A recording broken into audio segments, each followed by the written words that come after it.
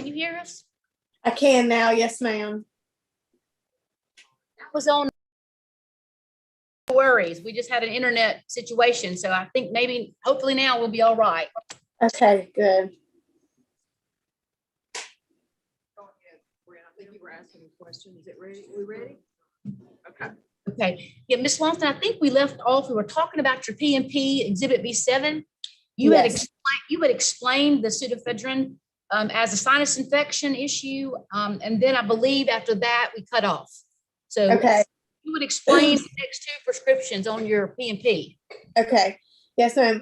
December 28, 2018, I was diagnosed, or well, it was actually before that. I was diagnosed with pneumonia. I was given Tessalon pearls, of which I had an allergic reaction to and broke out in hives all over. And he gave me hydromet syrup for the cough. And then the next one is October of 2018. I had my fifth or sixth surgery for severe endometriosis. I had a total hysterectomy and was given oxycodone, Percocets. Okay. And just to make sure we're clear and that the board panel is clear, is it still, you froze? Can you hear me?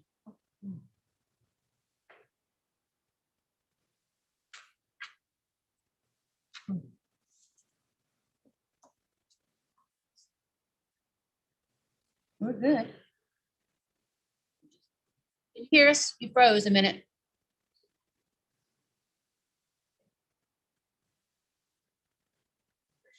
Here she is. Can you hear us again? Get her on verbal on phone. Yeah. Can you? She's frozen. I can hear you. You can. Okay. Okay. Apologize for that lapse. So what my question was, based on the explanations that you're providing the panel of the prescriptions on these, she's gone. She gone. Go pick her up. Y'all just want to get on the phone?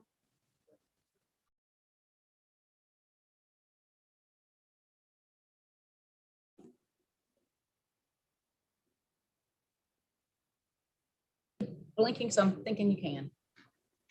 Can you hear her? Can you hear me? I can hear you. Okay. Based on your testimony regarding these prescriptions on B7, do you still maintain that your sobriety date is December 15th, 2015?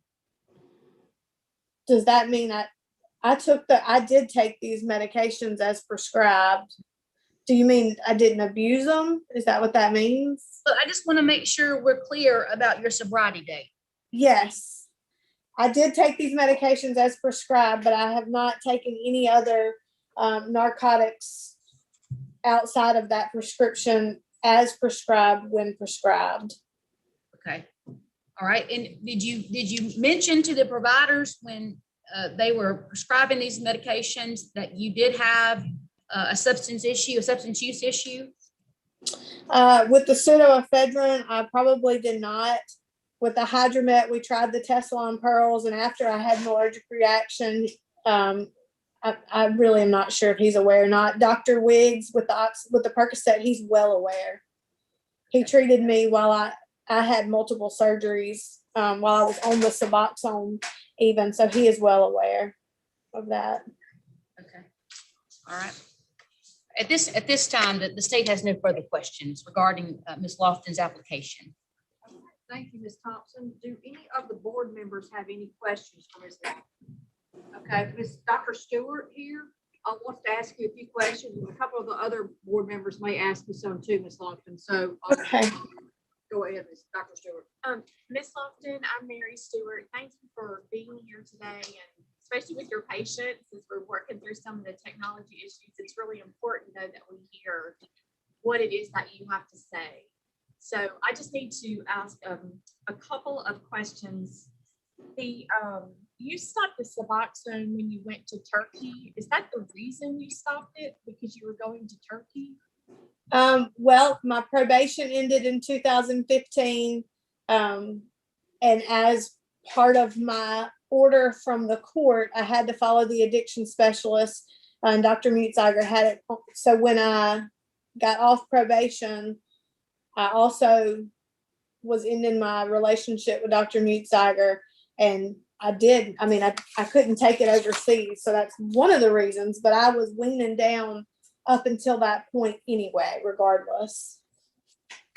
Okay, so when you were in Turkey, was there ever an incident that you felt like you wish you'd had something that you didn't have to ease pain, or any, I think the word used earlier was temptations, anything like that? No, ma'am, I was actually really grateful to be off the Suboxone. It's such a long, drawn out therapy. I wanted to be off of it sooner, and Dr. Mutzeiger said, there's a safe way to get off of it, I guess, to prevent relapse, to go down slowly. I was very thankful and glad to be off of it. No, ma'am, I didn't feel tempted to take any meds. No, ma'am. Okay, so along those same lines, and you said you had a back injury when you were 15, and you referenced several surgeries related to endometriosis and so forth. Is this prescription for Percocet in 2018 the only thing that you've taken for that pain, back pain, endometrial pain, etc.? Yes, ma'am. God's been good to me ever since I got off of pain medicine. I haven't felt like I needed any. My back doesn't hurt at all anymore. And endometrial pain, that's gone since I had the hysterectomy. I have one ovary left for hormones, but I don't have any problem with either one. Okay, so in just a quick question about the Percocet, Mm-hmm. there were 30. You were prescribed 30. Did you get all 30 or 20? I'm sorry.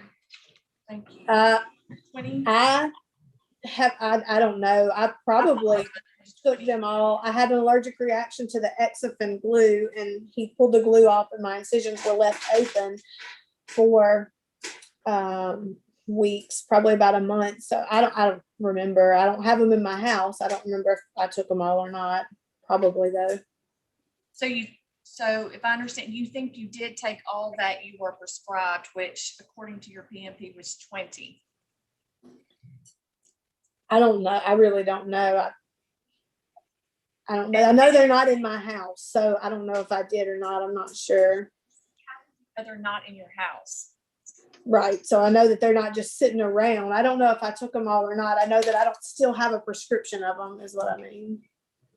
Okay, so you don't recall then having someone waste those for you, or you witnessed someone wasting any that you had left? You basically are not sure where they are, if you've had any left. I'm not sure. Like I said, I assume I took them all. I had an allergic reaction I had a lot of trouble after that surgery with my incisions. Okay, all right, thank you. So, so since then though, just to be clear, you've not had any controlled medications for pain. It's been, so since the hysterectomy, you've not needed any pain control? Yes, ma'am. I have not needed anything. No, ma'am. I haven't been to the doctor for anything, nothing. So what do you do if you have a headache? I take goodies. I'm sorry. Oh, goodies. Goodies. Okay. Or aspirin. Okay. So in your role at the emergency department, you listed several other responsibilities, which are pretty routine for a tech. What involvement, if any, do you have with medications in the emergency department? None. I don't have any involvement. So, I mean, having worked in that area, I know sometimes, people say, here, take this, go give this to so-and-so for me. I've got to go check on this other patient. Have you been caught in any of those situations? I mean, I realize you've only been there a few months. No, I've made it very clear to everybody that I don't want to do anything to jeopardize potentially getting my license back. I don't even unhook IVs. I don't do anything that I feel like could potentially jeopardize my possible getting my license restored. Sure. So, but I think it's important for you to understand that getting your license back, if that is what transpires, is just, kind of step one. Our concern, of course, is then what? And so we need some evidence or some assurances that there are some safety measures in place for you, but primarily for the public that you'll be then entrusted to take care of. Do you see Right. that? Okay. So, okay, I have just a couple of other questions and then I'll be quiet. How many kids do you have? 3? I have 3. Yes, ma'am. And how old are they? 9, 11, and 13. Okay. And you're still married? Yes, ma'am.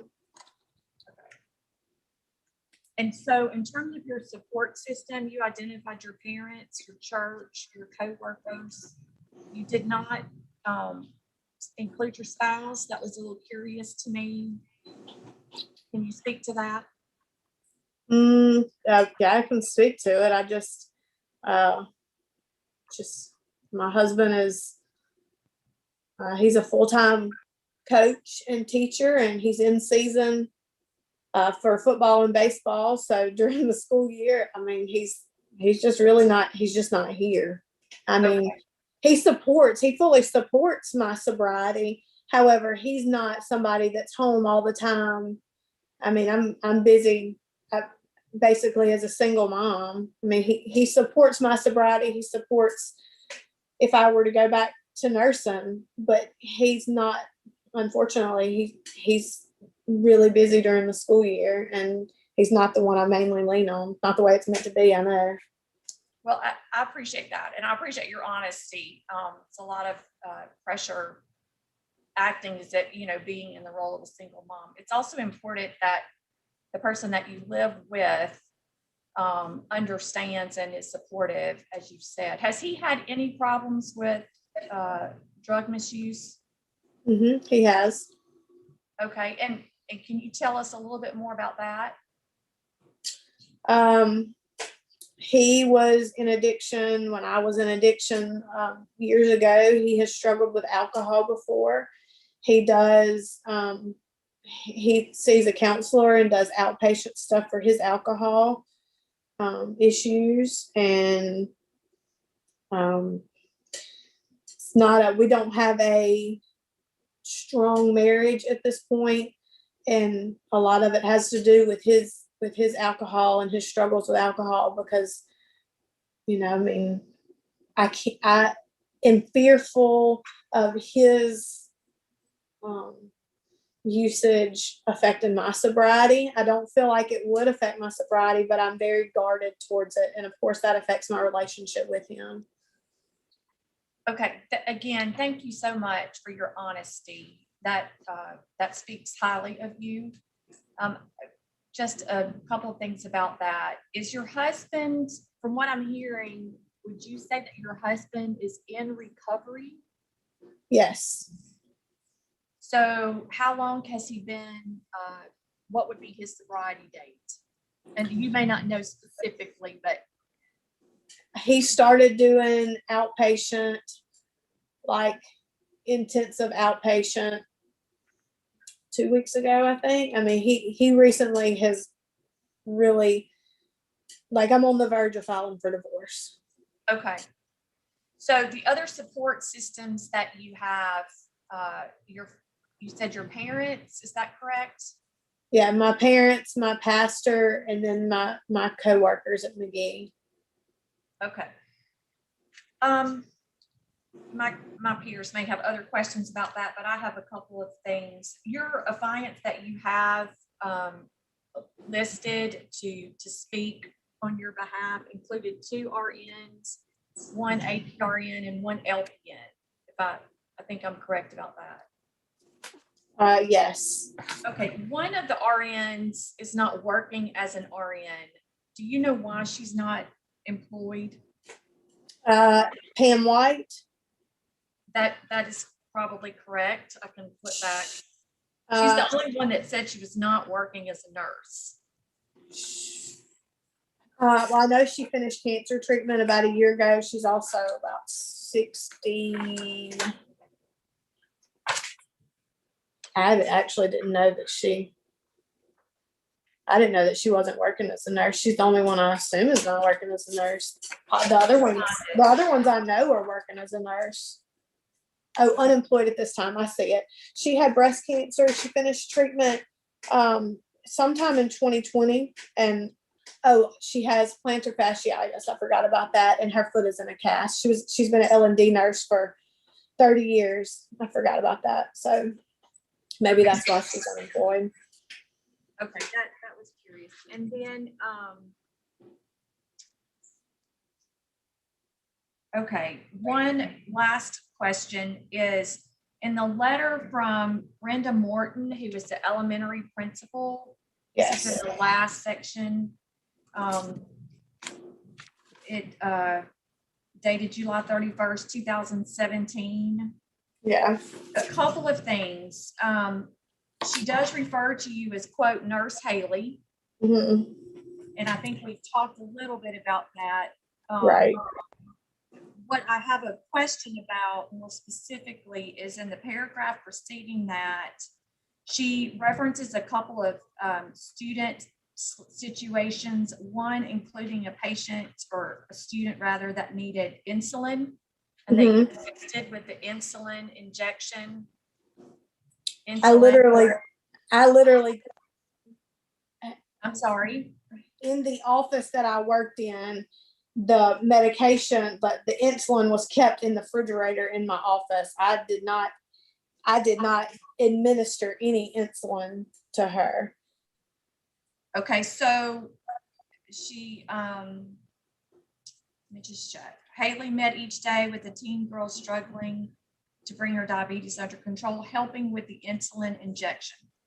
Yeah, I did not give her an insulin injection. This is a girl from Saudi Arabia with emotional issues who came to the office every day, not because she needed insulin injections every day. I don't actually recall her ever even taking insulin at school. She had it there, obviously, but there was me and there was another girl who I'm not sure. I met with the girl, her name was Sama. I met with her a lot, but and she was diabetic and she was emotional and she came to the office every day. I built relationships. It was on the mission field. I was in ministry. I understand. Okay. I don't have any other questions. Thank you so much for your patience and again, your honesty and forthcoming. Okay. Thank you. Ms. Lawson, some other board members may have questions. Any of you? Okay, they do not. Do you have anything else you want to add before we close? No, ma'am. I just want to thank y'all for giving me the opportunity to come and talk to y'all today. Okay, thank you. Ms. Brett, do you have any closing statements you want to make to the board? Honestly, it's just that the evidence and testimony that the board panel review that in light of the burden that Ms. Lofton carries. And if they decide to allow Ms. Lofton a license, that certainly some conditions would need to be placed on that. Thank you, Ms. Thompson. Well, at this point now, Ms. Lofton, the board will take into account everything you've said, all of the exhibits here and the testimony and your testimony, and they will deliberate and make a decision. And what they will do is we will go into what's called executive session, which means we will deliberate, or the board will deliberate in private. And when they're finished and have made a decision, we'll come back out and I will announce to you verbally just a summary of their decision. And then at some point in the future, you will get a written order from the board outlining their formal decision, their official decision. All right? Yes, ma'am. Okay, so with that, I believe it's that time. So do I have a motion from the board to go into executive session to deliberate about this matter, which is an appealable order of the board? Okay, all in favor? Aye. Aye. Okay, we're now going to go into executive session and deliberate. We'll be back in a little bit. Okay, thank you.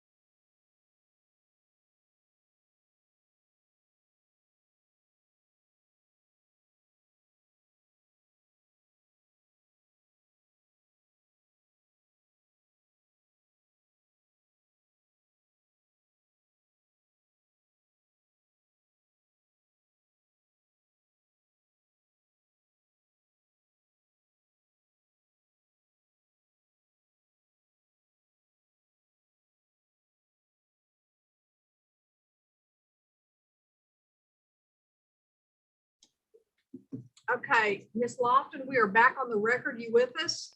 Yes, ma'am. Okay. The board went into executive session and deliberated, and it came to a decision and voted to come out of executive session. I'm going to announce the decision, and as I said earlier, you will get a copy of the official order of the board in due time. Okay.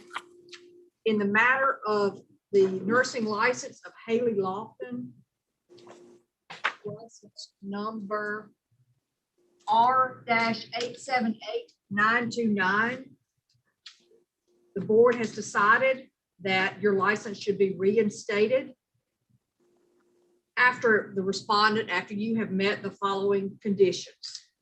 You'll be required to sign a compliance affidavit and have a conference with the compliance officer. Okay. You will undergo an evaluation for chemical dependency and substance abuse and a psychiatric and psychological evaluation. Okay. You'll be required to submit, to attend certain courses, a documentation course, a nursing refresher course, the NCSBN course, Understanding Substance Abuse Disorder in Nursing, and an ethics course. When you have complied with all of those conditions, you will be granted a probationary license for 60 months. And during the time of holding that license for 60 months, you will be subject to indirect supervision, and there will be certain prohibited areas of practice, and you will be required to submit drug screens. And that is the decision of the board. Okay. Okay. Thank you. Thanks. Oh, yes. Yeah. And I think Dr. Stewart wants to say something. So, first, congratulations. Thank you. And we all wish you the very best. And one thing that I would like for you to consider, I know you're going through a lot right now, but at some point that you might work with someone in a school of nursing that's close to where you might live or work, and let them know if you're willing to share your story and what happened and how it happened and what you might do differently, because what you've experienced, a lot of people are experiencing. And the more we talk about it, I think the better it is for everyone. So if you'll just consider that, it would be a gift back to the state. Okay. Thank you so much. Thank you. Thank you, Ms. Lofton. All right. Y'all have a great day. You too. Thanks.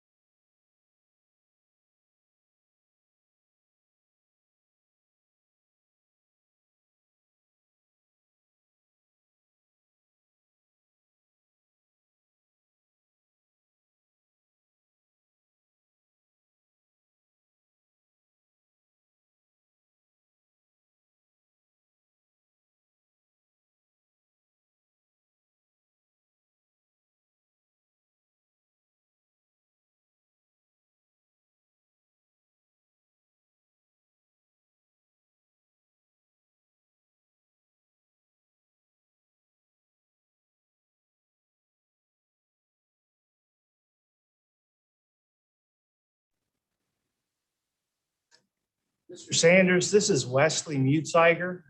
If you are still with us, please unmute your microphone and let us know that you can hear us. I got you. All right. Good morning, Mr. Sanders. Good morning. Mr. Sanders, good morning. My name is Ellen O'Neill, and I'm the hearing officer today for this, for your hearing. And we have with us a three-member committee of the board, which will be hearing your case. Don't introduce yourself each time. Okay, I'm going to let the board members introduce themselves. Laura Moore, APRN. Mary Stewart, RN. Sandra Culpepper, LPN. Shirley Jackson, LPN. And the way this, these are four board members. Three of them will be the ones that deliberate in your case, and one will be an alternate. Who's the alternate? I will be. Ms. Sandra Culpepper is the alternate, which means she will not participate. So Dr. Stewart, Ms. Moore, and Ms. Jackson will be the nurses that will decide your case today. And again, I'm the hearing officer. The way this will proceed, because as I understand it, this is a request for restoration of your prescriptive authority. And you have the burden. So the hearing will basically be that once we get all the preliminaries, we will give you a chance to basically tell the tell the board why you believe that your prescriptive authority should be restored. And then Mr. Wesley Mutziger, the attorney, will have an opportunity to ask you questions, as will the board members if they so choose. All right. There's nothing formal about it. So if you have any questions, don't hesitate to speak up. Yes, ma'am. Okay, do you have any questions before we get started? No, ma'am. Okay, we are here in the case of Mr. Albert Sanders, license number R-877250. Again, this is a case of he's petitioning the board for restoration of his prescriptive authority. Mr. Mutziger, I'm sorry, Mr. Sanders, do you have an attorney with you today? No, ma'am. Okay, just really quickly, just because you don't, I want to ask you, you understand that you have a right to an attorney at this matter today? Yes, ma'am. Okay, and you understand that the board could make a decision today which could impact your license negatively? Yes, ma'am. Okay, and with that, notwithstanding that, you choosing to proceed without an attorney? Yes, ma'am. Okay, which is fine, and we will take care of you. Are you going to testify obviously in your own behalf? You don't have anybody else with you? No, ma'am. Okay, let's get you sworn in then. Can you raise your right hand and let the court reporter swear you in? Do you solemnly swear or affirm the testimony you're about to give in this call to be the truth, the whole truth, and nothing but the truth, so help you God? I do. Okay, thank you. And Mr. Mutziger, I believe you have some exhibits that you would like to have introduced. I do. At this time, the state would ask that exhibits B1 through B13, as well as respondents' exhibits R1 through R2, be admitted into evidence. Okay, have you, thank you. Mr. Sanders, have you had an opportunity to review the exhibits that Mr. Mutziger is putting forward, B1 through B13? I have. Yes, ma'am. Okay, and those look familiar to you? Yes, ma'am. Okay, do you have any objection then to them going into the record? No, ma'am. Okay, I will admit then, thank you, exhibits B1 through B13 on behalf of the state, and R1 and R2 for Mr. Sanders. At this time, I'd be willing to listen to any, or the board will listen to any opening statements that you or Mr. Mutziger have. Mr. Mutziger, would you like to tell the board what we're doing today? Absolutely. Thank you, Ms. O'Neill. We are here today on Mr. Sanders' petition for restoration of his controlled substance prescriptive authority. Mr. Sanders originally entered into a recovery nurse program affidavit with this board in approximately November of 2014, wherein 36 months of monitoring was attached to his license. Then on December of 2019, an addendum to that very same RMP affidavit was executed in response to subsequent violations by Mr. Sanders, which we will explore further in more detail later. As a result of that 2019 addendum, Mr. Sanders was required to complete educational courses, a psych evaluation, as well as have a 1-year suspension of his controlled substance prescriptive authority. Mr. Sanders complied with that order to the extent to where his license became unencumbered and now only lacks the controlled substance prescriptive authority. He is here today petitioning the board to have that restored, and he carries the burden to show why it should be restored. I ask that the board consider all evidence today duly admitted and make a decision that is in line with the protection of the public. Thank you. Thank you, Mr. Mutzliger. Okay, Mr. Sanders, this is your time then to go ahead and tell the board why you believe that your prescriptive authority should be restored. So the floor is yours. Good morning. I would like to petition to get my prescriptive authority reinstated. The main reason is credentialing with Blue Cross and Blue Shield, which limits the access to my patients. I can't get credentialed through Blue Cross Blue Shield without a DEA number. And that's the primary reason for seeking the restoration of my controlled substance prescriptive authority.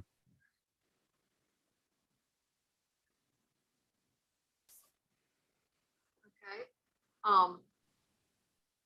Do you have any other comments or anything you want to say before the board members ask questions or before Mr. Mutzliger asks you questions? No, ma'am. Okay. Mr. Mutzliger, do you have any questions for Mr. Sanders? Thank you. So good morning once again, Mr. Sanders. You've provided essentially the sole basis by which you intend or are seeking the restoration of your controlled substance prescriptive authority as credentialing. Is that correct? Primarily, yes. Okay.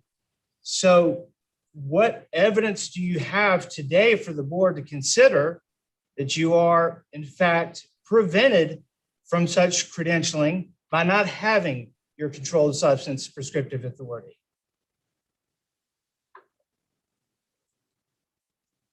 Blue Cross Blue Shield requires a DEA number to be credentialed. And without my controlled substance prescriptive authority, I can't obtain that.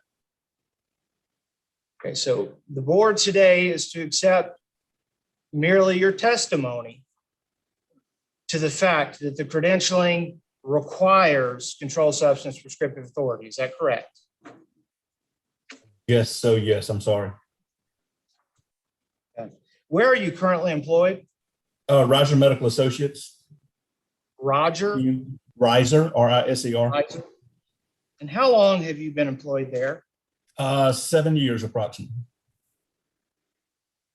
7 years.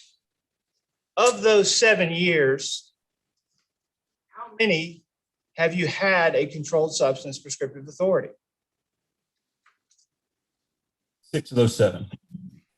I'm sorry, say it again, please. 6 of those 7. 6 of those 7 years you've had controlled substance prescriptive authority? Yes, sir. And when did you start employment there? I don't have the exact, I'm blank on the exact date. Take your time. September, I think 2013. 2013. I think, I can't be exact on that. I am asking because when I take a look at Exhibit B7, which is the Recovery Nurse Program affidavit that you originally entered into with this board, 2014. Is that accurate? Yes, sir. And on page 2 of that exhibit, of that RMP affidavit, at the top, it does state that I understand my controlled substance prescriptive authority will immediately be suspended upon execution of this affidavit. My controlled substance prescriptive authority will be suspended for a total of 2 years. Is that accurate? Correct. Okay, so you stated that you started in 2013. You signed an RMP affidavit in late 2014, which in fact suspended your prescriptive authority for 2 years, did it not? Yes, sir, it did. So to do the math, would you agree that 6 of 7 may be an inaccurate statement? Absolutely. So what would be an accurate statement? 4. So maybe 4 of the 7 years you had a controlled substance prescriptive authority. Yes, sir. So the board is to understand that you were able to be gainfully employed as a nurse practitioner for at least 3 years at your current employer Yes, sir. without prescriptive authority. Correct. Now, the reason I make that point, Mr. Sanders, is I want to make clear what it is you're seeking today. It would appear, based on the testimony just seen by the board, that your employment really is not contingent on controlled substance prescriptive authority. Is that accurate? Partially, yes. Okay. I'm- And so you're attempting to see more patients? Help me understand. I'm attempting to open my own practice. Oh, okay. My intention is to open my own practice.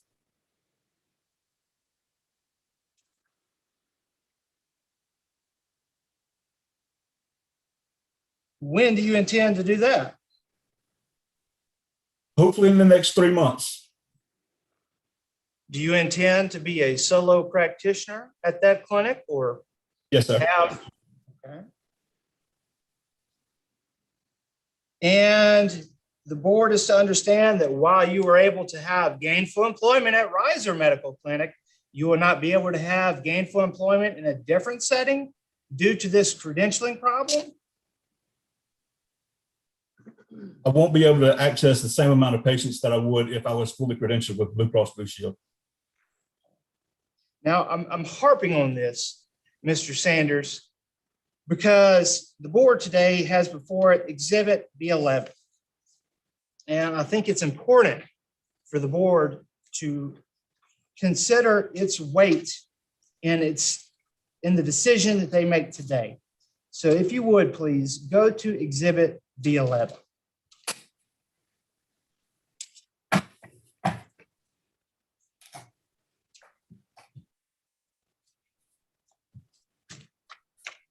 Okay. Would you agree that Exhibit B11 is an assessment that was performed as required by your 2019 addendum to RMP affidavit? I would. And that's performed by Kevin Passer, MD, Yes, a sir. board certified addictionologist and board certified psychiatrist. Yes, sir. Is that accurate? Absolutely. Okay. Now go into page 5 of that exhibit. And bear with me one moment. No. Actually, let's go to page 4. On page 4 at the top, there's a heading, Conversation with Dr. James Reiser. Now, you stated you work at Reiser Medical Clinic. Who is Dr. James Reiser? Right.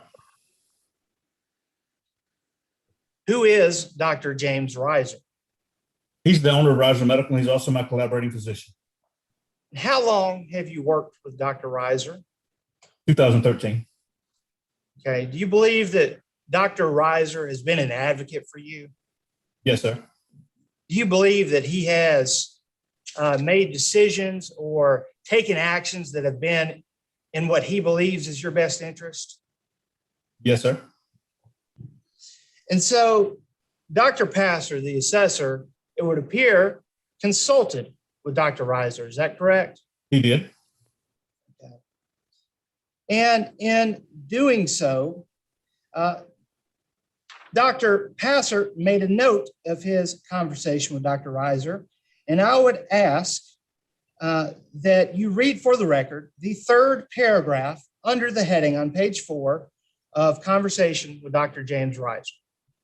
Dr. Rogers said that he believes that Mr. Sanders will be far better off in the future if he doesn't ever again have a controlled substance license.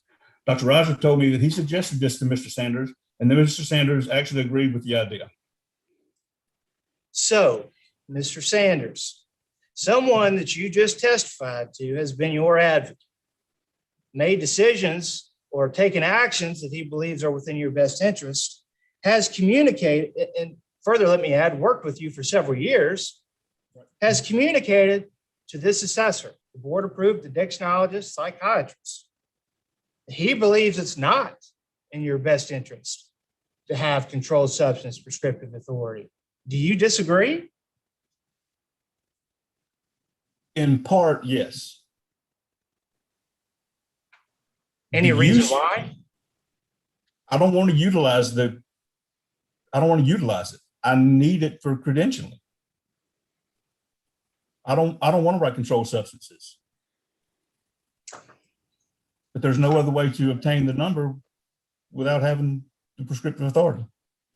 Well, Mr. Sanders, according to Dr. Reiser's conversation with the assessor, you agreed with Dr. Reiser that you did not need a controlled substance prescriptive authority, or that it would be in your best interest not to have a controlled substance prescriptive authority. Not to utilize, not to write the medicine. My intention is not to write the medicine.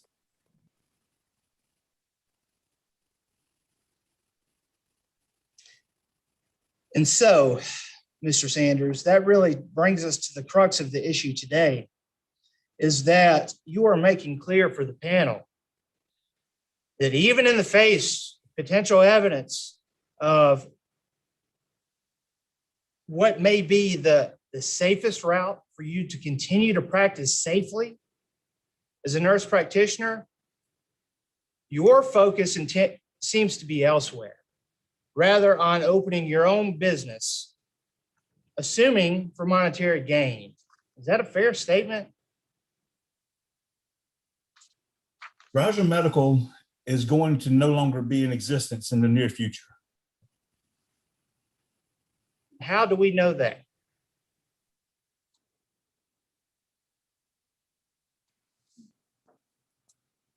I don't know. Well, I don't either, Mr. Sanders. And my point is that by simply stating that they're no longer going to be in existence doesn't give this board evidence to rely on that perhaps your job would be going away. Instead, the board has evidence that you are pursuing an individual venture with a new clinic wherein you testify that controlled substance prescriptive authority is necessary, albeit maybe not in your best interest. Would you agree? Yes. And so you've stated numerous times that you have no intention of writing controlled substance prescriptive authority, correct? Correct.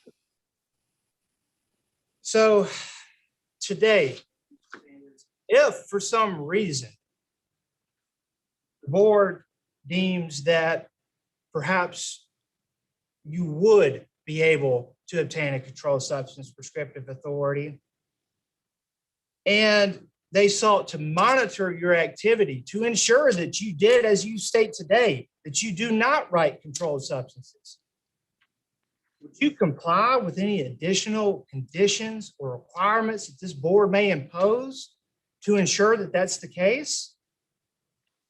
Absolutely. You would be willing to submit perhaps monthly reports evidencing that you were not writing controlled substances? Absolutely.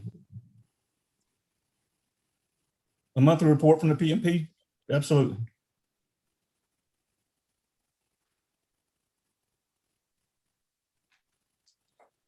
For a matter of record, Mr. Sanders, is it correct that you complied with the 2019 addendum to RMP affidavit? Yes, sir. That you completed the required educational requirements? Yes, sir. That you completed the assessment by the board-approved assessor of which we've been referencing, Yes, sir. Dr. Kevin Passer. Yes, sir. And while Dr. Passer does agree, and in fact, let me rephrase. Let's take a look at that now. Because we have covered Dr. Reiser's comments to Dr. Passer. Let's now take a look at Dr. Passer's recommendation. If you'll turn with me now, one moment, if it pleases the board.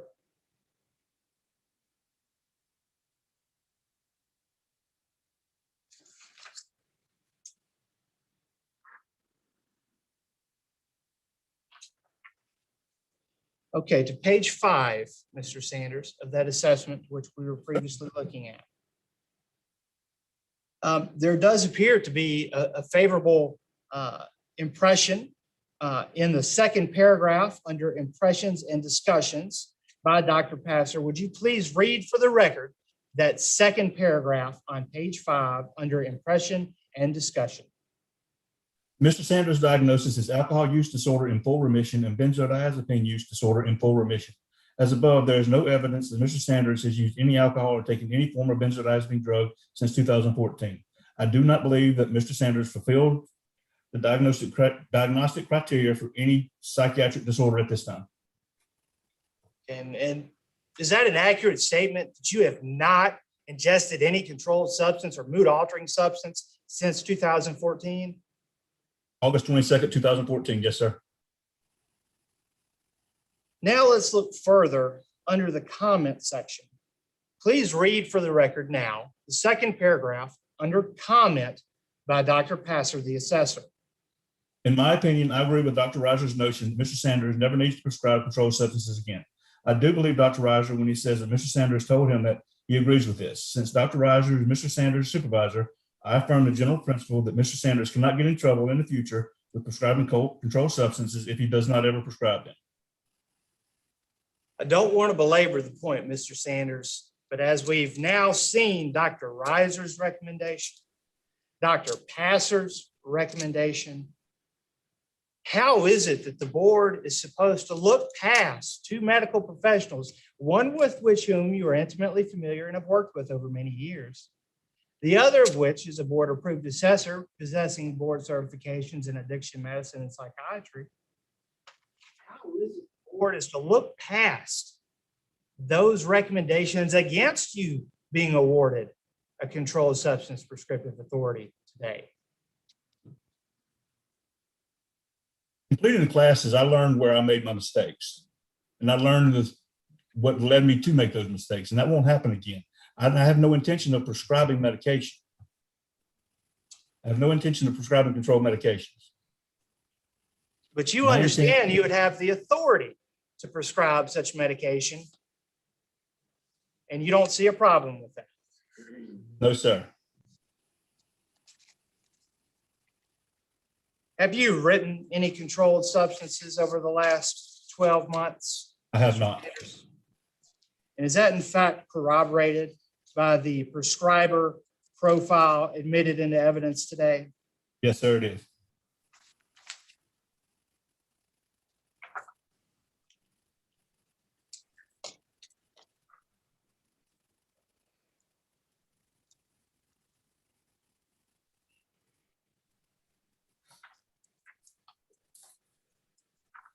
Mr. Sanders, what is your plan if you are awarded a controlled substance prescriptive authority today?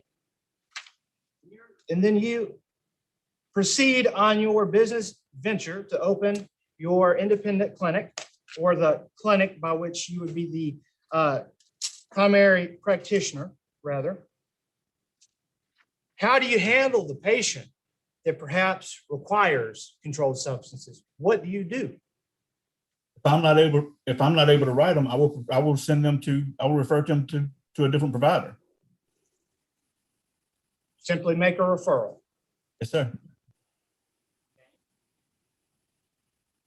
How do you go about making that referral? How do you choose which provider to refer to? Depending on the circumstance, depending on the patient, depending on what their need is. enlighten me, if you will, just a little bit, Mr. Sanders. I want to ensure the board is aware of your process of thinking of how to handle the situation, because make no mistake, if you are granted a controlled substance prescriptive authority, you will encounter this situation. So please provide more detail if you're able. I mean, I've been doing this for the past 18 months. I refer to an alternate provider. If it's psych related, psychiatric nurse practitioner I refer to.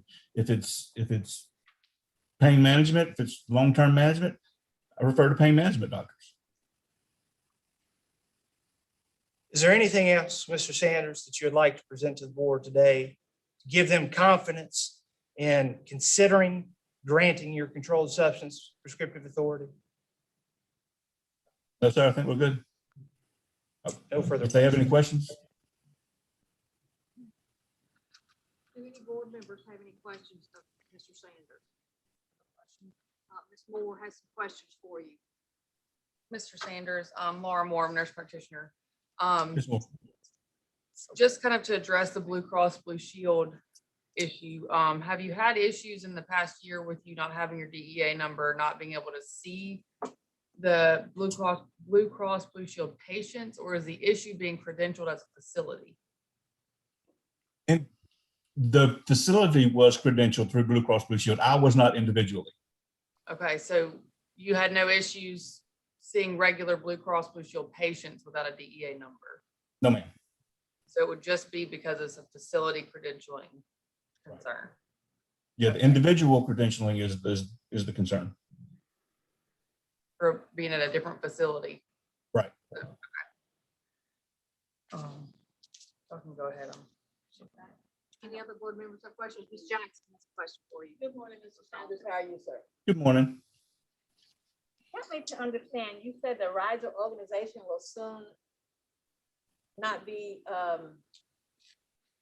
existing. Right. Do you have a date of that time? Not at this time.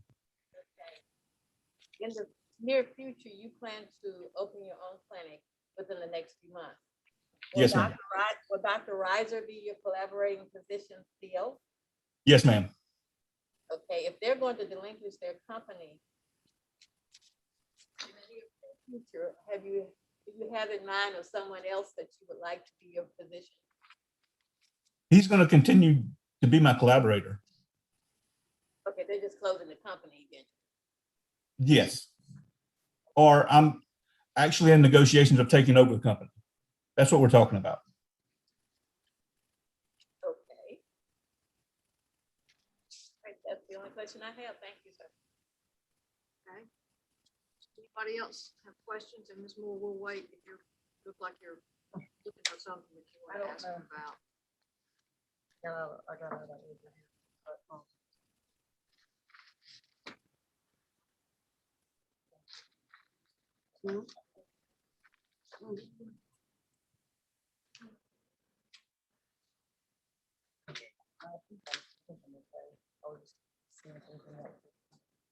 Give us just a minute, Mr. Sanders. Okay.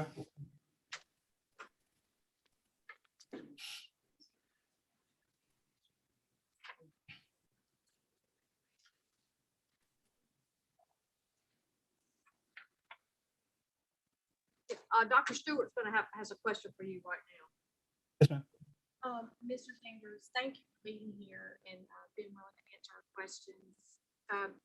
I have read over your history, and can you tell us or help the board remind us what the initial problem was for you in terms of prescribing for a patient? Were you personally involved with this individual as well? Yes, ma'am. We were in a personal relationship. Yes, ma'am. So you were in a personal relationship with a patient and you were prescribing unnecessary or unjustified medications for that patient? Well, prescribing medications without documentation, without an official, without a documented encounter. Okay, so how are we to know that that scenario would not happen again, other than you're telling us it's not going to happen?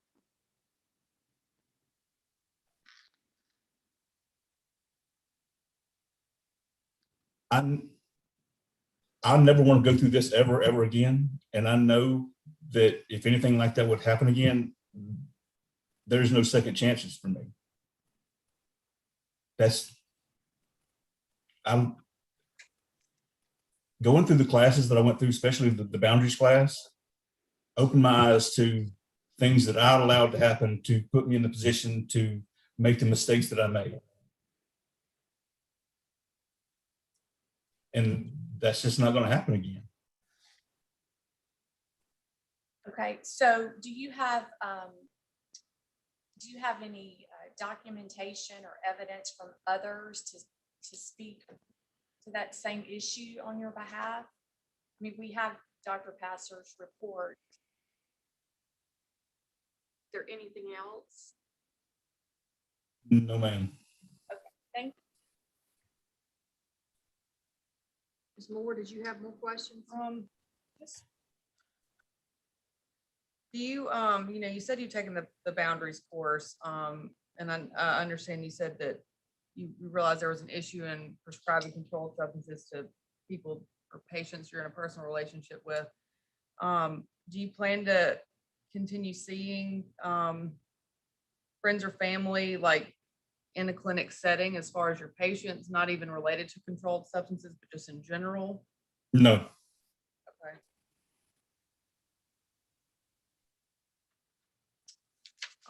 And Dr. Reiser, you said he's going to continue to be your collaborating physician. So would you say that y'all have a good relationship, a good working relationship with Yes, one ma'am. another? Yes, ma'am. Okay. I guess really my biggest concern is that he would be the one to say that he doesn't believe you should ever again have a controlled substance license. Has he discussed this with you in further detail as to why he thinks you should never have that privilege again?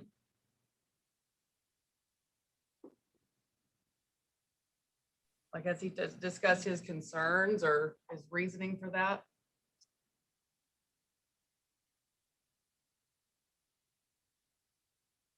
He has, and it wasn't specifically towards me that he didn't think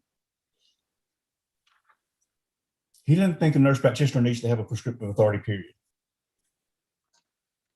But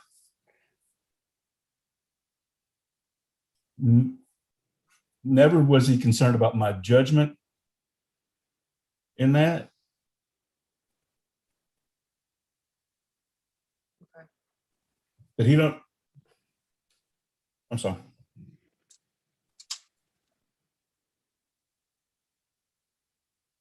I just think it's a very bold statement for him to say ever. And so I was just curious as kind of your thoughts on that. So do you feel like he just doesn't believe nurse practitioners in general should have prescriptive authority for controlled substances? Is that kind of what you're?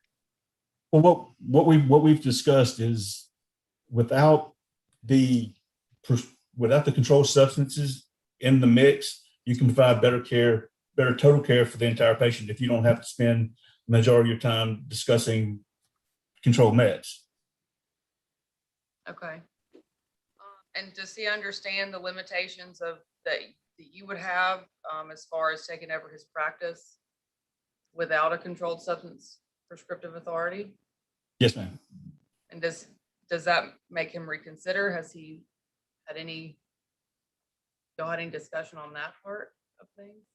But we're still in agreement that I don't want to write controlled meds.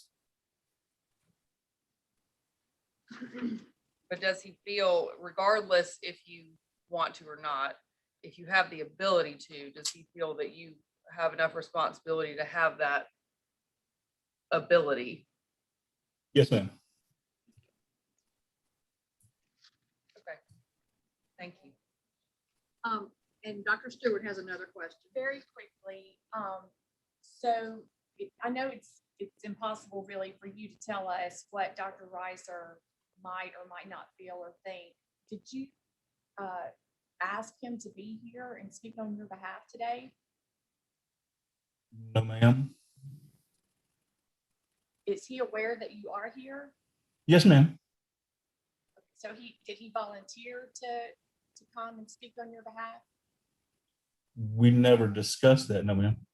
Okay, so you realize that what we have is what is presented to us in writing, which clearly states he is not in support of you having this privilege. Yes, ma'am. Okay, thank you. Ms. Jackson, any questions? I mean, Okay, is that it from the board? Anything else from you, Mr. Meatside? Yes, thank you, Ms. O'Neill. In light of question posed by Ms. Moore, I would like to clarify one particular point. Do I understand correctly that you would not be limited from seeing Blue Cross Blue Shield patients if you worked in an accredited facility, independent of whether you had controlled substance prescriptive authority? No, sir. Okay, so it's your testimony that even while working, and as I believe I heard you say, an accredited facility, that you are not able to see those patients because singularly because you lack controlled substance prescriptive authority. You have to have a DEA number to be credentialed by Blue Cross Blue Shield. You can see the patients, you just can't be reimbursed for it. They're under Riser Medical. While I was working with Riser Medical, Blue Cross Blue Shield was billed through Riser Medical. So it's your testimony that you did see patients from Blue Cross with Blue Cross Blue Shield insurance while there without a controlled substance prescriptive authority? Understanding, yes. You did. Yes. And yet you still received compensation for the services that you performed at Riser Medical Clinic. Albert Sanders was not reimbursed by Blue Cross Blue Shield because I'm not credentialed through Blue Cross Blue Shield. But you can't state the degree of compensation by which Riser Medical received and subsequently then compensated you, can you? I cannot. So once again, it would appear that you maintained employment without a controlled substance prescriptive authority, saw patients with that insurance, and while we can't say with specificity, you still were compensated for your services. Correct. Okay, thank you. To gain employment with any major medical group, Ochsner, Highland Physicians, Forest Health, you have to be able to be credentialed through Blue Cross Blue Shield individually, and that requires a DEA number. And also, just again, to be clear, I think this was in response to a response you made to Ms. Jackson's question. So it's your intention actually to assume ownership of Riser Medical Clinic. Correct. Okay. I think that might have been important to perhaps state at the outset instead of at the end in response to questions by board members. Well, that's still in negotiation. I don't know if that's a done deal. That's Okay, well, something I would like to happen. no appropriate questions. Any further questions from the board? No? Jackson, you look like you're hesitating. I'm hesitating, but I do have a question. I have a concern. Mr. Sanders, if you will go to section, can I send him to a location? Section B8. The addendum.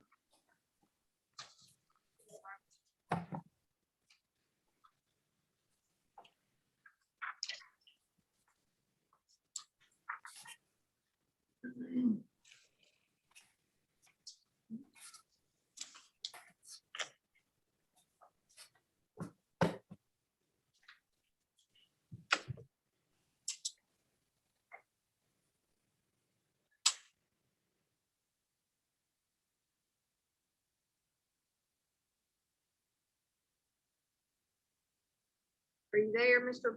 Sanders? Yes, ma'am. Yes, ma'am. If you will, as Ms. Musaika always says, would you read for the documentation, sections, actually sections 4 and 5, and explain to me what happened?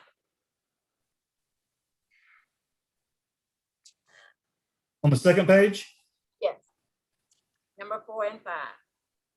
on or about March 13th, 2019, a female undercover TFO with the Drug Enforcement Administration Tactical Division Squad presented for a medical visit at Picayune Health Service Clinic in Picayune, Mississippi. Respondent described suffering from back pain. After the exam, as the patient walked out of the patient room, respondent used his hand to lightly slap the patient on the buttocks. In this statement to the board dated May 14th, respondent admitted to accidentally patting the patient on the buttocks as she exited the patient room.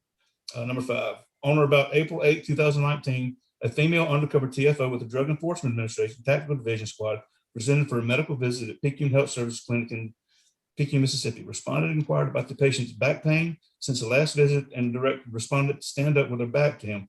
Respondent then put both hands on the patient's buttocks and felt of her buttocks, inquiring if she felt pain. The patient directed respondent that the pain was in her back and not her buttocks. Respondent then slapped the outside of the patient's thighs with hands, saying, "Okay." Can you please explain to me what happened?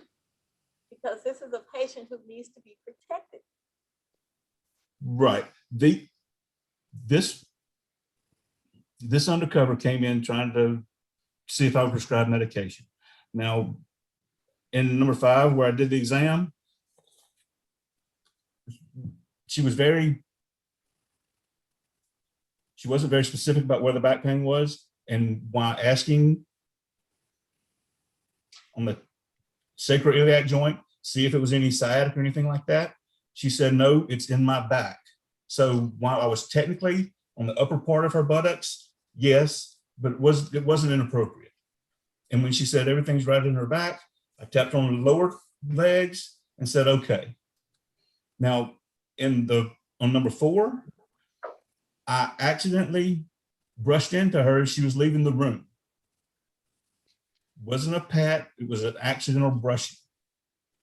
I never touched the patient inappropriately. Okay, now if you'll read number 3 and explain to me, I know what it says in black and white, but I'd just like to hear what you're going to tell me. On or about June 22nd, 2017 through February 20, 2019, respondent prescribed for patient M a total of 14 controlled substance prescriptions with only 2 documented office visits, 12/5/2017 and 4/25/2018. Specifically, respondent wrote 2 prescriptions of Xanax 0.5 milligrams, 1 prescription of Percocet 10 milligrams, and 11 prescriptions of phentermine 37.5. On 4 occasions, respondent prescribed phentermine 37.5 with refills. And that, I put I'm sorry, go sorry? ahead. I'm sorry. I authorized refill of her Xanax that was prescribed by a previous provider. And I prescribed the phentermine with refills, which totaled the total number of prescriptions that came through without a documented encounter attached to those. Without doing what? I'm sorry. Without a documented encounter attached to those. Can you tell me why that was done without? I saw her in offices. This just came up in between the visits. She was in my office almost every day. Poor judgment, did not follow the rules, did not. Thank you. Any follow-up questions or any additional questions? Board members? Mr. Musager? Ma'am. Okay, thank you. Mr. Sanders, is there anything else you'd like to say to the board before they deliberate? I have no intention of writing control meds. If this acquisition does not go through and try and seek employment with a different provider, you have to be credentialed through Blue Cross Blue Shield. And the only way to do that is to have my DEA number. But I have no intention of writing control meds. And I'll submit a report monthly for the next year to show that. Okay, well, thank you. At this point, the board has heard all of the testimony and evidence before it, and the board will now go into deliberations to make a decision. Oh, I'm sorry, Mr. I would prefer a closing statement if it's. Sorry, I forget that. Okay. Mr. Mutzliger is going to give a brief closing statement to the board, and I'll allow you to do the same thing too. Mr. Mutzliger. Thank you. So before you, you are aware, Mr. Sanders is seeking restoration of his controlled substance prescriptive authority. This is not to be given to him automatically. He carries the burden to show why he is safe to obtain this privilege of controlled substance prescriptive authority. By his own testimony, he worked at least 3 years without it successfully. He's provided no documentation to support his claim that he is unable to be credentialed by way of not having a DEA or controlled substance prescriptive authority, rather only his word. We have an assessment by a board-approved assessor, board-certified psychiatrist and addictionologist that maintains that he should not be awarded his controlled substance prescriptive authority. We have documentation showing his collaborative physician who's worked with him for several years, someone admitted to by Mr. Sanders that has been an advocate of his, who further recommends controlled substance prescriptive authority is not in his best interest. Mr. Sanders has stated he doesn't plan to write for the drugs, but rather, once again, needs to be credentialed. The motivation here seems to be taking ownership of a new clinic. While the board can certainly respect business ventures, the board's charge is to protect the public. And throughout the testimony today, it seems apparent to me there's been very little testimony about the dangers of controlled substances being prescribed to patients and the safety that is required to be afforded to those patients by the practitioner. It seems to take a second place seat or a back seat rather to this business venture as proposed by Mr. Sanders. I ask that the board consider all the evidence duly admitted, make a decision that is within the best interest of the public. But if you do choose to restore his controlled substance prescriptive authority, do so with limitations. Put in place a safeguard to monitor his prescribing activity, to ensure that he is true to his word, that he plans not to write them, to see what his true motivation is. Thank you. Mr. Sanders, would you like to make a brief closing statement to the board? I'm good, thank you. Then now we will go, the board will deliberate. In the way this works, Mr. Sanders, is that the board members will deliberate in private, so to speak, in executive session. And when they make a decision, they'll come back out and I will announce verbally a summary of their decision. And you will then receive in due time a written official order of the board. So if you want to stay with us for a little while, I don't know if the board gonna take a lunch break. Okay, we'll just. The board is going to go. I think that the board's going to go into executive session and come back. So at this point, do I hear a motion from the board, a board member, to go into executive session for the purposes of deliberating on a matter that is an appealable order by the board? That's the move. Okay. All in favor? Aye. Okay, the board will now go into executive session and go off the record temporarily.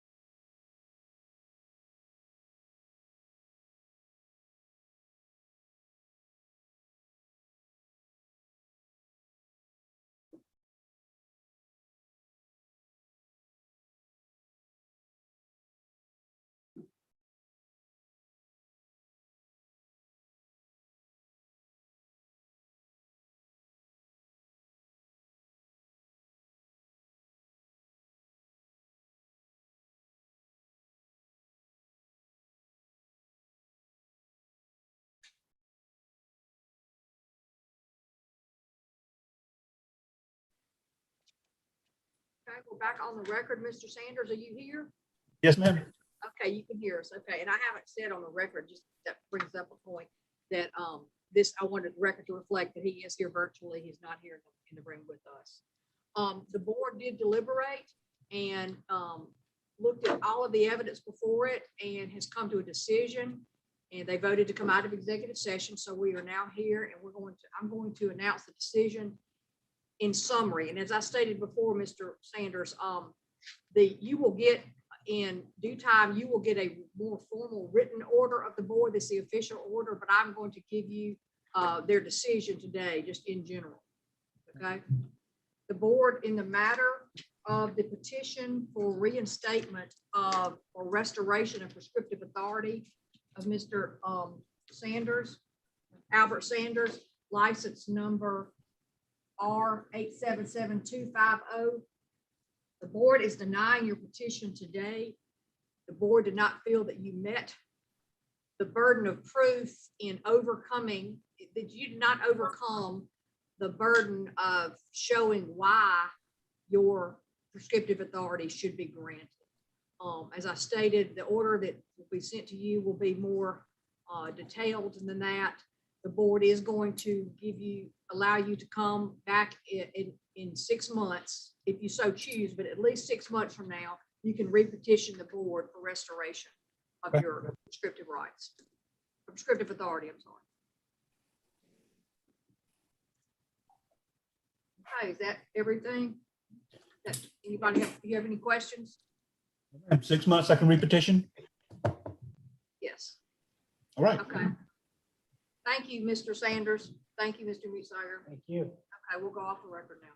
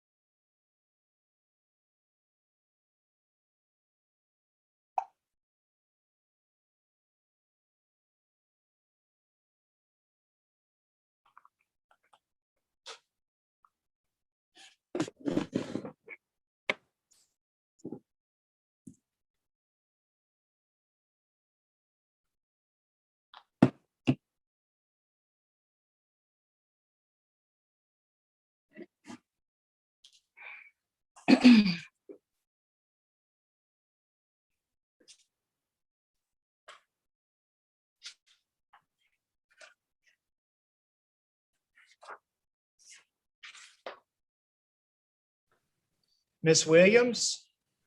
Yes, sir. Okay, thank you. And it's Miss Diana Williams of, with an address with the board of P.O. Box 1017, Hazelhurst, Mississippi, 39083. Is that correct? That is correct. Okay, and license number 870378. Yes. Yes, sir. So Ms. Williams, you and I have been corresponding. My name is Wesley Mutzeiger, attorney for the board. And we are presently gathered in the boardroom, Board of Nursing, before the board hearing panel. So I just wanted to introduce myself before I turn it over to Ms. O'Neill, who is the Assistant Attorney General Representative for the proceeding today. And Ms. Williams, I did forward to you previously, or earlier today, rather, as I've just received information, the motion to dismiss the board's complaint. Have you received that? I have not yet received that one. I did receive a email from you earlier today, but it was, I don't think it was not that one. I probably can check it again. Okay, if you would, and then also I can defer to Ms. O'Neill's discretion. But ultimately, what I have provided you via email is a written copy of the state's motion to dismiss its complaint in this case. And so at this time, I'll turn it over to Ms. O'Neill. Okay, thank you, Mr. Mutzeiger. As he stated, I'm Ellen O'Neill. I'm the hearing officer today. And I'm here accompanied by 4 members from the Board of Nursing. And I understand that Mr. Mutzeiger is bringing before the board today a motion to dismiss a complaint that was previously filed against you. Is that correct, Mr. Mutzeiger? That is correct. Okay. And do you want to address the board now then and just tell them and ask them to? I'll be happy to do so. So I'll try to not read directly from the motion, but I will provide you the context. So Ms. Diana Williams was issued a summary suspension by this board. That summary suspension was issued on or about January 14, 2020. That summary suspension was based off of an order by the Texas Board of Nursing regarding Ms. Williams' Texas registered nursing license. That Texas order was dated November 12, 2019, wherein it revoked her nursing license. She was found guilty of 12 charges, including falsification of documentation, failing to follow a facility procedure, misappropriation of medication, and more. The Board of Nursing, the Mississippi Board of Nursing, set the matter to be heard on February 5th, 2020. Co-occurring on that date, February 5th, 2020, the Texas Board of Nursing took up the respondent's motion for a rehearing. The Texas Board of Nursing granted respondent's motion. By doing so, they set aside that previous order, which revoked her license, and determined a future date by which it would be heard. You may be familiar with proceedings here at the Mississippi Board of Nursing where we go forward in someone's absence. We've achieved due process and they do not appear to defend themselves. Ms. Williams, as my understanding, was not present at the original Texas proceeding. Texas then set the matter for December the 2nd, 2020, to be heard via telephonic hearing before an administrative law judge. Since that time, the Board of Nursing in Mississippi has maintained contact with the Board of Nursing in Texas for an update as to the status of the case. Finally, on or about March 19th, 2021, the Texas State Office of Administrative Hearings issued a proposed decision in the case for Ms. Williams. Within that decision, the Office of Administrative Hearings stated that, or proposed rather, that based on insufficient evidence, no sanction be imposed against the respondent, that is Ms. Williams. Further, the Texas Board of Nursing then sent correspondence following that proposal for decision to Ms. Williams on or about March 29, 2021, stating, and I quote, "It has been determined that the reported conduct does not warrant action by the Texas Board of Nursing at this time.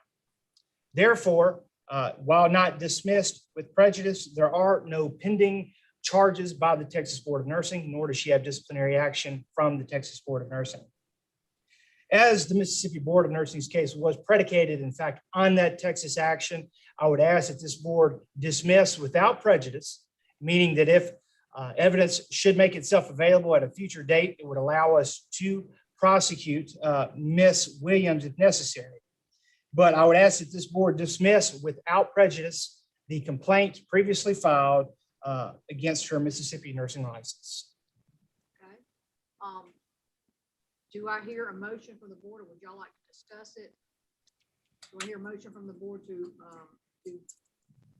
dismiss the charges against Ms. Williams? Culpepper made the motion. Do I hear a second? All in favor? Okay. The motion is carries and the complaint has been dismissed. Excellent. I have a proposed order for the board. So do you understand that, Ms. Williams? Yes, sir.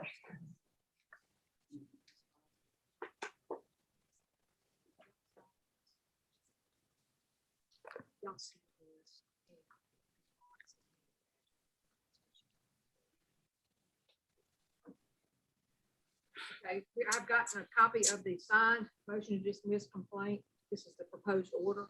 Okay. For execution by the board hearing panel.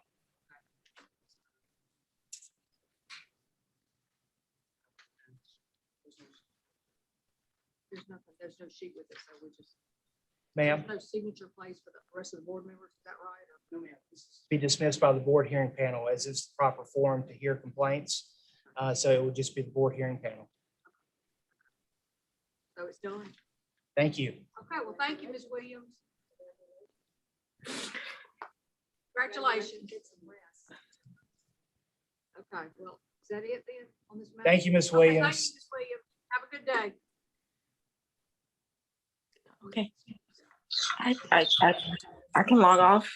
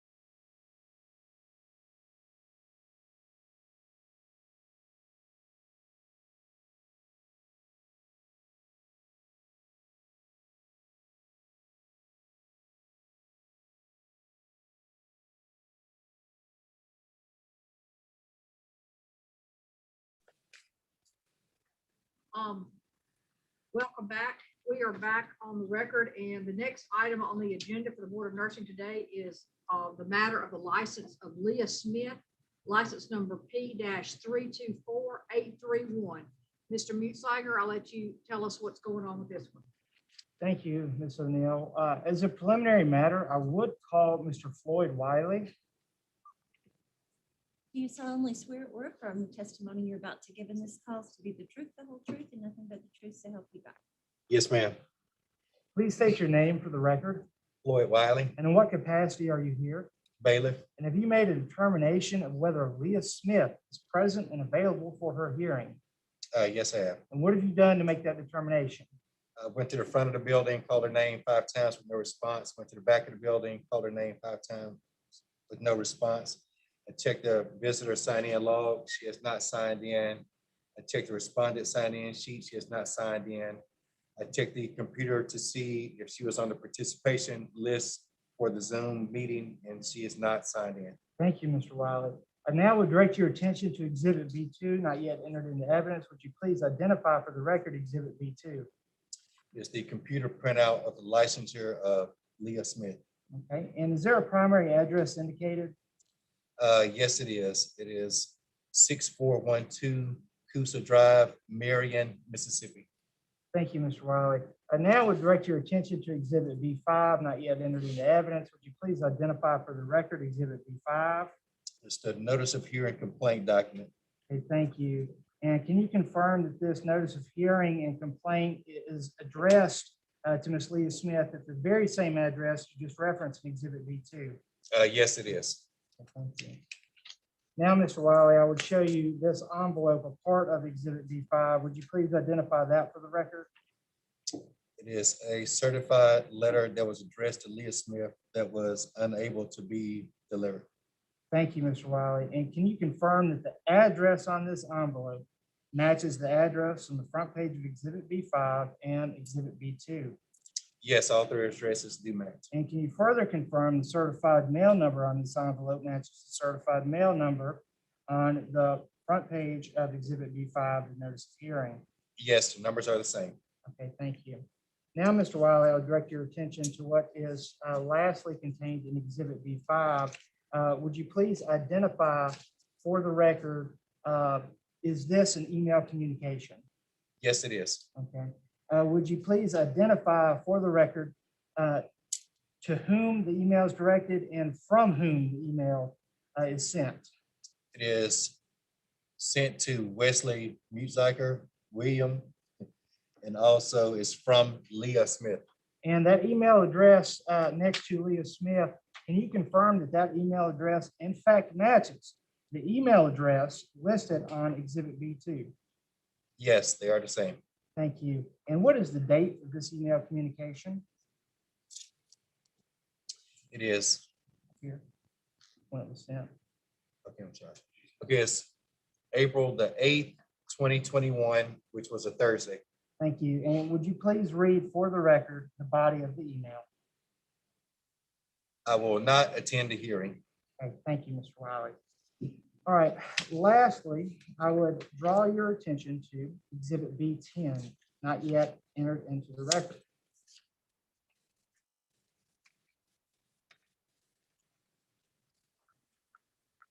Please identify for the record, Mr. Wiley, Exhibit B10. It's a proof of publication from the Meridian Star. Thank you. And the Meridian Star, where is this publication located? It is in Lauderdale, Mississippi. Thank you. To whom is this notice directed, Mr. Wiley? And at what time and location is it directing that person to appear? It's directing Leah Smith and here at the Mississippi Board of Nursing on April the 15th, 2020. I'm sorry, April the 15th, 2021, At what time? 8:30 a.m. Thank you, Mr. Wiley. And can you confirm that this was in fact published for 3 consecutive weeks? And if so, what are those dates? Yes, and the dates are March the 11th, 2021, March the 18th, 2021, March the 25th, 2021. Thank you. At this time, the state would move to proceed with this case as all statutory requirements for notice have been met. Did you ask me or did you tell me? I would move to proceed with the case as all requirements for notice have been met. Do I hear a motion to proceed with the case in the absence of the licensee? All in favor? Okay. We've heard testimony that Ms. Leah Smith is not present for her hearing that has been noticed for her today. Sorry, may we go off the record for just a second? Sure.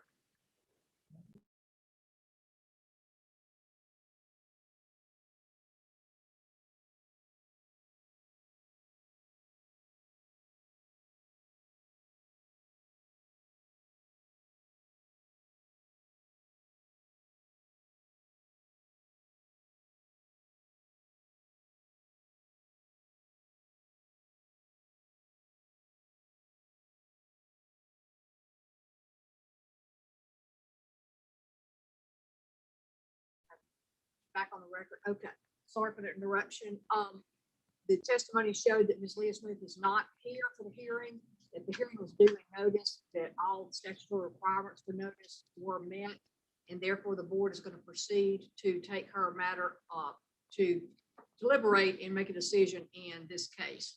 Do I hear a motion from the board to go into executive session to deliberate and make a decision? Ms. O'Neill, I would also ask that the exhibits within this matter be admitted into evidence. Exhibits B1 through B10 Right, be exactly. admitted for the board's consideration. Since we would have otherwise nothing to deliberate over. Okay, yes, those exhibits will be introduced and will be admitted into the record in this case. And I think I'd already taken a motion, didn't I? Okay, so all in favor say aye. Joan? Aye. Vote. Okay, so the board will go into executive session to deliberate and make a decision in the case of Leah Smith. However, we're going to defer that since we have a couple of other matters that require executive session, and the board will deliberate and make decisions on all of those matters together in executive session. Okay, so we will now take up the next matter.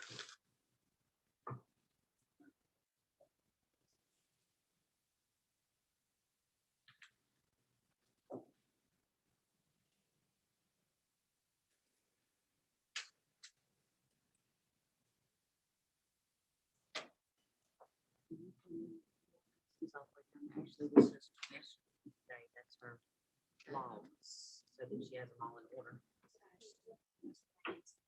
That's everything you need.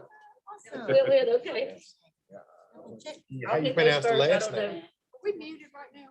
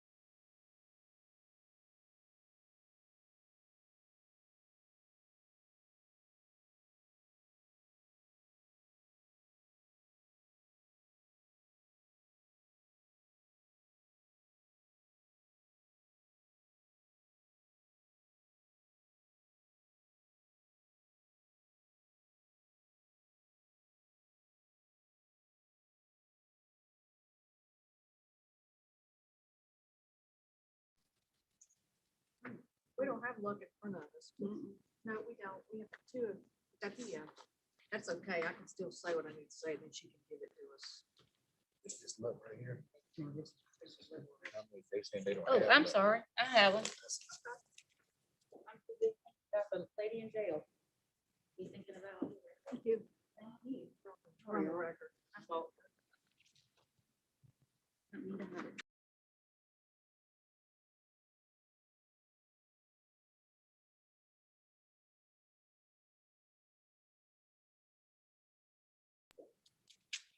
Okay, we are now taking up the next matter on the agenda, which is the license of Wanda Luck.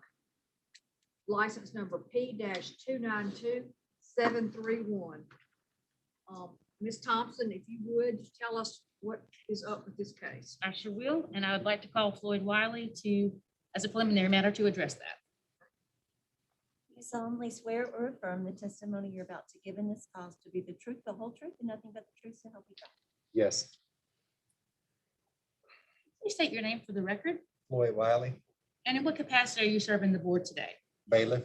And have you made a determination as to whether or not Ms. Wanda Luck is present and available for her hearing? Yes, I have. All right, and what did you do to make that determination? I went to the front of the building, called her name 5 times with no response. Went to the back of the building, called her name 5 times with no response. I checked the visitor sign-in log. She has not signed in. I checked the respondent sign-in sheet. She has not signed in. And I checked the computer to see if she was logged into the participant section for the Zoom meeting. She has not signed in. Okay.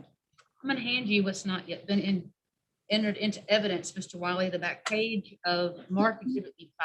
For identification purposes, can you identify that last page of B5, please? There's a proof of receipt green card, Hey, whose name appears as having it been addressed to? Wanda Luck, All right, and what is the address that's listed there on that green card? 388 Blaylock Drive, Fulton, Mississippi. And can you confirm for the record whether or not that name and address matches the name and address that's on the notice, which is located on the first page of Mark Exhibit B5, Yes, the addresses do match. as well as Mark Exhibit B2, which is verifying that that address and name listed on the green card receipt matches the licensing system data that's there for Ms. Luck. All 3 addresses do match.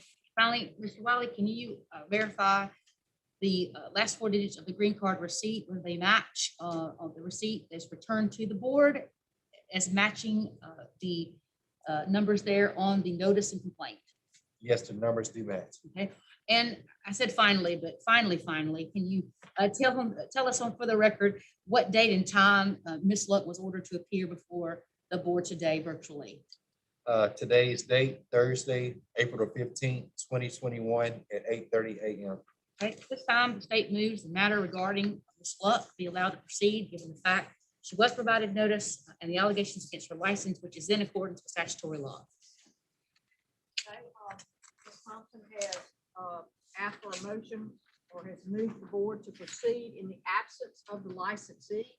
Sufficient evidence and testimony has been submitted to show that she was noticed for this hearing and that all statutory requirements of notice have been met.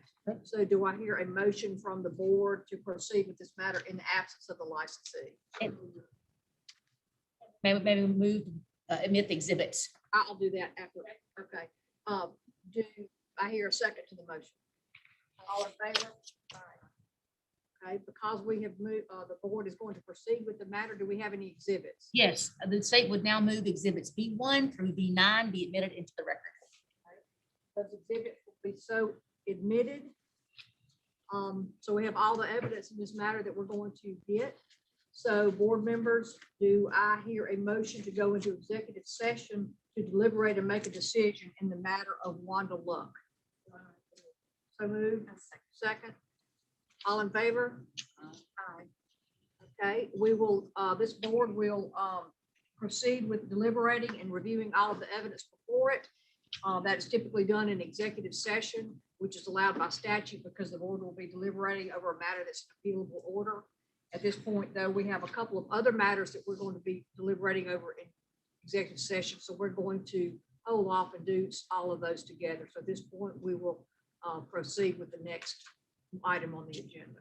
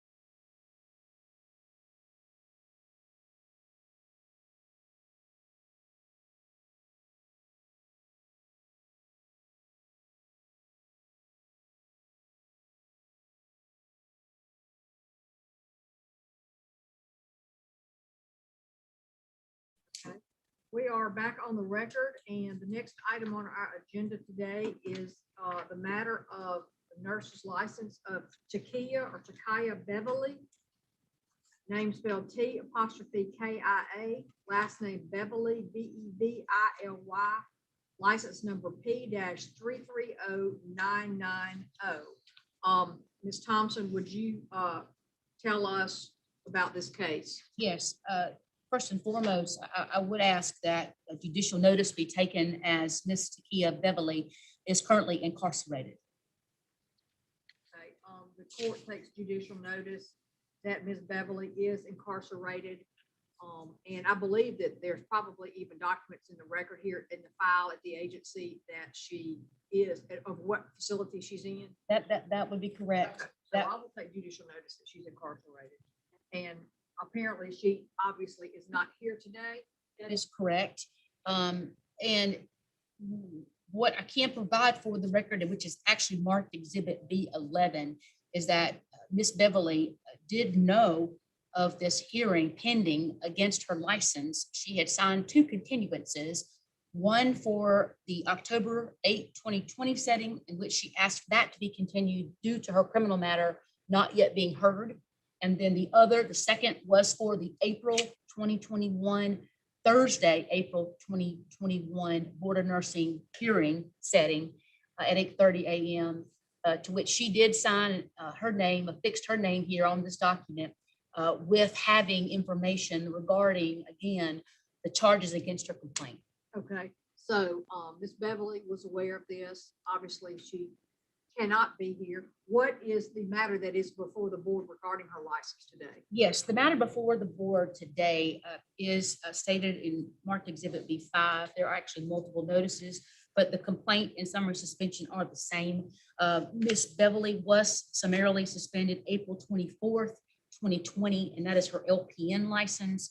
It has remained suspended. The allegations against her complaint that justified suspension was that she engaged in conduct likely to deceive, defraud, or harm the public, as that we had received an allegation on or about February of 2019 that Ms. Beverly was responsible for the death of her then 14-month-old stepdaughter. We had records of the circuit court from Claiborne County evidencing this act that on April 22nd, 2019, which was the indictment date, did in conspiracy or did with her husband at the time on October 22nd, 2017, without authority of law, kill and murder child A. Okay, is the board going to have, do we have a conviction notice or anything, or record of conviction? Not that it's necessary, I'm just curious. Yes, well, there is a conviction that we can obtain to supplement the evidence. You don't need to, you don't. Okay. You don't.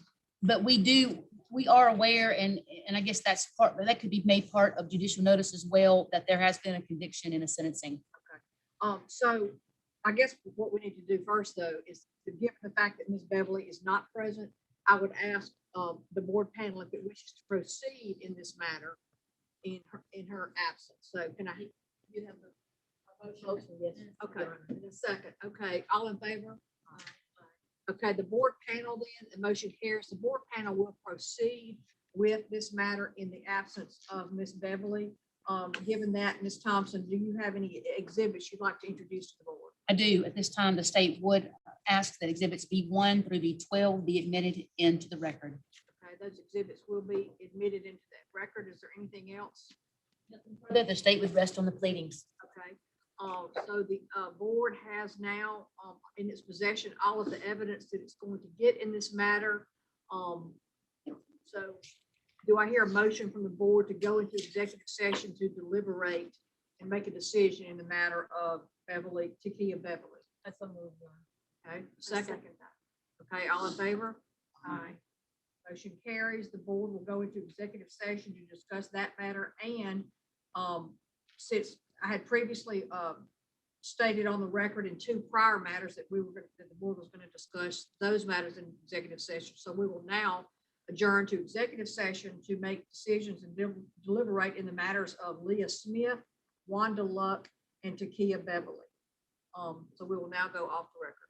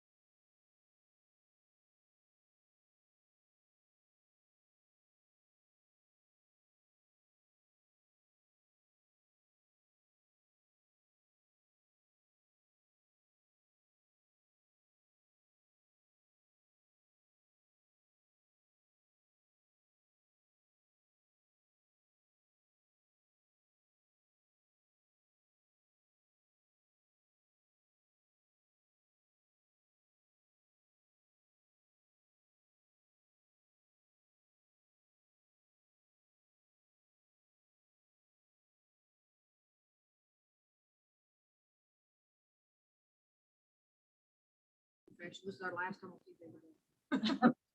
We are back on the record. The board has voted to come out of executive session and has deliberated and made decisions in 3 matters that were taken up today. The first is in the matter of the nurse's license of Leah Smith, license number P-324831. The board has made the decision to revoke that nurse's license. In the matter of Wanda Luck, license number P-292731, the board's decision was to revoke her license. In the matter of Takia Beverly, license number P-330990, the board hereby revokes her license. Those are all of the matters that were on the agenda for the hearing today at the Board of Nursing. And if there's nothing else, we will now adjourn.